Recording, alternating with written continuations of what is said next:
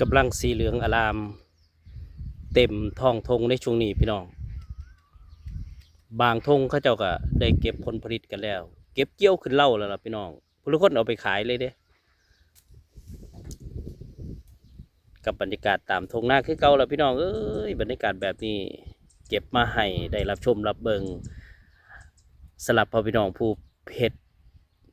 ให้เฮ็ดหน้าด้านการเกษตรเนาะชาวไร่ชาวนาได้เก็บผลผลิตกันแล้วโดยเฉพาะหน้าปลัง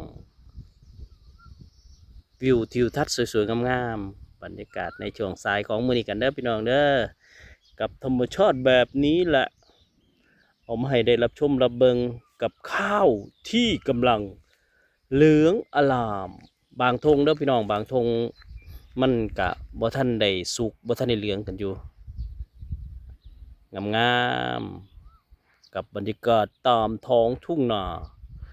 กับนาข้าวที่สวยๆให้เบิ่งแบบนี้ล่ะพี่น้องกับธรรมชาติกลางทุ่งกันเด้อ